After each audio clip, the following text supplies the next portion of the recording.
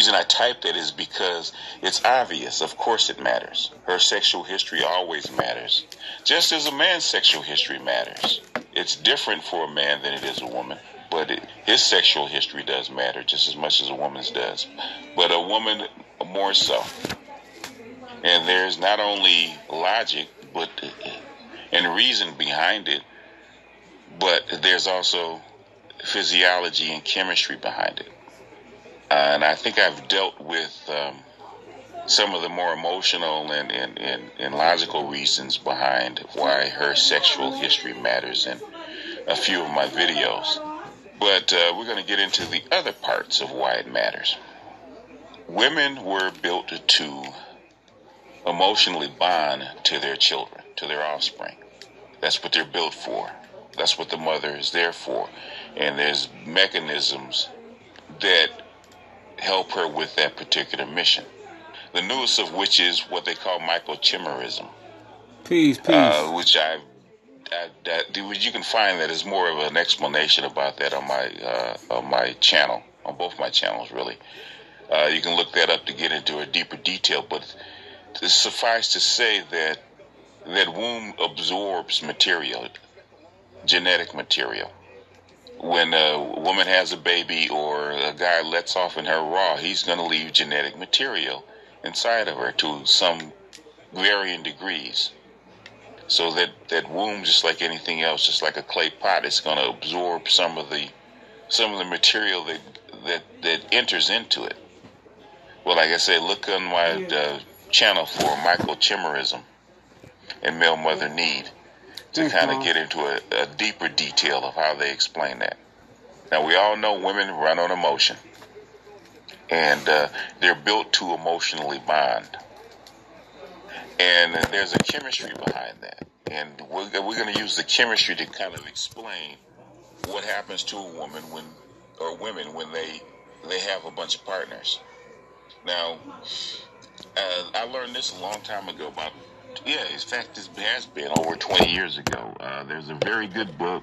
I don't know if it's still in print. It probably is still in print. It's called The Alchemy of Love and Lust by Teresa L. Crenshaw. And when I read the book, it was a revelation because a lot of things that I had noticed in my love life and my dealings with women all of a sudden made sense because now there was a physical component to go along with the observations that I had about falling in love, seeing women fall in love, seeing how they react to sex, certain aspects of sex. Remember that joke that Eddie Murphy told if you make a woman go, if you make her come real hard, all of a sudden she changes her attitude and the way she sees you? Everybody thought it was a joke. And the old school players like you, Mr. Solo, knows that happens to be true. But there's also a science behind that. Now, according to Miss Crenshaw, and I'd have to go dig up the book, but I was going online and there's other references talking about this. There's about 5 chemicals they call 5 love chemicals that interact with each other that causes this mating response or this attachment response. The initial one, which is not the main one, but the initial one, which is that love at first sight gene, but the hormone, which is called PEA or phenylethylamine. Phenylethylamine. Sorry, I'm a little chemistry background. I've lost some of the ways to pronounce these particular words. These Greek words that they give you.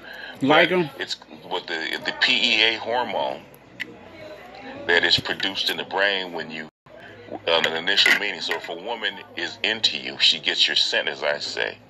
She gets excited. My new one's coming in a couple days.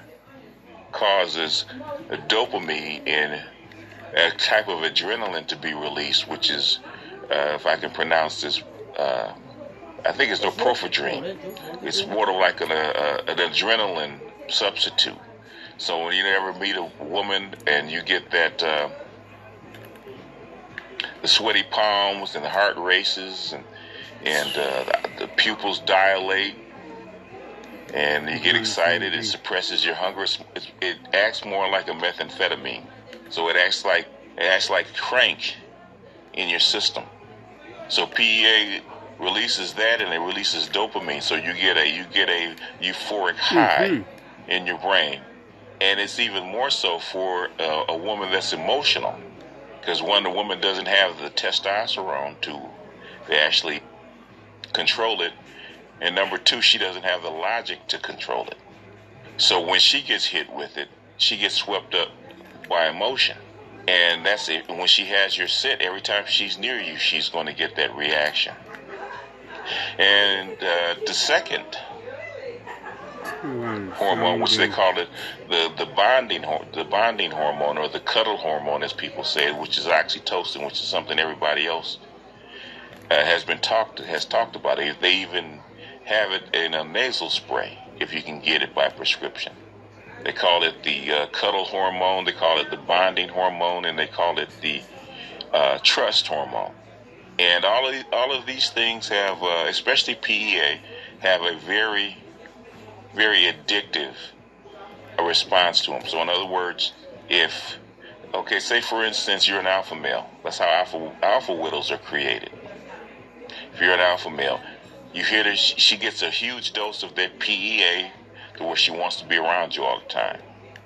And then if you are a swordsman, as they used to say, you good with your wand, you hit her and she gets that big burst of orgasm. It causes oxytocin to be released. As I said, there's two major instances that is going to cause a huge release of oxytocin in a woman: childbirth and orgasm causes the release of oxytocin, and that is so that she will bond to the child. The same thing will happen to her if you give her an orgasm. She will bond to you. So you match that up with the PEA that gives her the high of being around you, or being around a particular man. She becomes a dope fiend. Now, say she breaks up with that guy. Okay, that's her first love, her first alpha. It's blown her mind. She's going to look for that high again. She's going to chase you. You ever been around a dope fiend? What do? They're chasing the high. Especially if a woman is emotional and she's fairly decent looking. If one cock gave her that emotional high, maybe another one will. So she chases that high, okay? But she doesn't get the same dose. She finds another guy she's attracted to. She gets the rush. She may even get the orgasm, but it's not the same. So she breaks up with that guy because that particular alpha can't give her the same feeling that her first alpha is, like that first hit of dope. She goes to the next guy. Okay, that guy's no good. Couldn't get the rush. She goes to the next guy until she finds a guy that will give her that rush. If she continues this cycle, guess what's going to happen? She's going to build up a tolerance for these drugs. You ever see in red pill language, they talk about the 1,000-mile stare, right?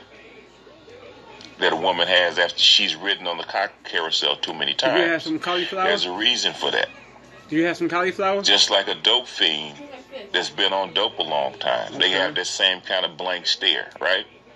Because they built up a tolerance not only to the drugs that they've been ingesting, but also the natural drugs that keep you healthy and keep you up in regular life. So you can tell a chick after she's ridden the cock carousel, she's a little bitter. She can't bond. She can't feel normally because she's gone through that cycle of highs and lows, that of being on that high and then withdrawal, being on that high and withdrawal. And every time she goes through that cycle, she becomes less and less, or more and more insensitive to that drug. She builds up a tolerance to these particular drugs and all the other things like dopamine and all the natural drugs that are actually in her brain chemistry. She becomes insensitive and she gets that stare. Same the way the 1,000-mile stare is that guys come back after they've been in the service. If they've been in combat and they lived in fear with the adrenaline rushes that they have to get to actually keep going, eventually, guess what? They're going to become what? Tolerant. They're going to build up a tolerance to that rush, to the adrenaline, and they're going to come back with a 1,000-mile stare. So you see that blank look in that woman's eyes, just like a hooker's, the dead eyes of a hooker. Body and brain can't respond to it anymore. Can't respond to touch anymore. So after a while, what that woman is looking for is that alpha that's going to push away all the, brush away all that past stuff, all those past guys, and give her that new high. And if you can't, if you with a girl and you can't deliver on that, because she's chasing higher that first alpha, and that she hasn't been able to maintain. So you have to go over and above that to actually get her to engage with you again. So basically, she's tainted. If you can't rise above that level, that excitement level, that rush, she's tainted. And after a while, when the initial high dies off, and you're in relationship with her, what's going to happen when she crashes? How is she going to deal with those withdrawals? How is she going to respond to you emotionally? So, in other words, if you get a virgin woman, and you fall in love with her, and you give her that orgasm, guess what? You're constantly supplying her high. There is no first alpha. There is no initial rush. You perpetuate that. She doesn't know anything differently. But if she's been through 100 guys, and a lot of black women have been through 100 guys, don't let them tell you anything different. There's a lot of women that's been through that. We're not talking about just strippers. If by the time they're 30, the average woman nowadays has been through at least 30, 35 men. At least 35 men, and that's just 2 a year. If they start when they're 15, like most girls start when they're 15. That's just 2 a year that they'll admit to. If we talk about what they won't admit to, we're talking about upwards of 50. So she's by the time you get to her, she's become insensitive and built up a tolerance to the natural drugs that would have her bond to you. So can she bond to you? It's like sticky tape that's been pulled on and off 30 times. Okay? If you use that same piece of tape 30 times, guess what? The 30th time, it's not going to stick. You need a new piece of tape. So I'm saying that to say this. Women are controlled by their emotions. Their brain chemistry affects their emotions. So if she can't generate the natural hormones to bond and fall in love with you and stay in love with you, because she's intolerant to the drug, she's built up a tolerance to the drug, to the hormones, there's going to be a problem. I'm coming. There's going to be a problem for you to overcome. There's going to be a problem for you to maintain. And that's on top of all the other stuff that being in multiple relationships and riding the car carousel brings. So if we just deal with just that, just the brain chemistry alone, that's enough. So if you meet a girl or meet a girl that's been through a lot of relationships and she's normal, because there is an exception to the rule, and I will get to that in a second. You have to worry about her ability to bond.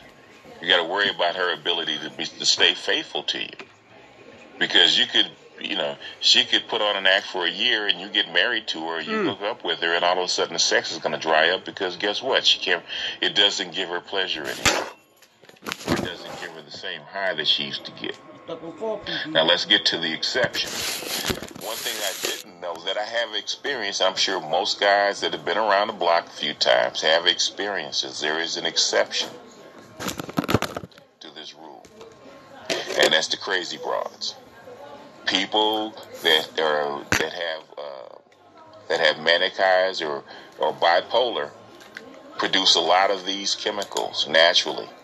They have the ability to produce these chemicals. So you're wondering why that crazy broad is so good in bed and so wild and so addicting. It's because she produces what the virgin produces the first time, constantly. That's just her natural makeup.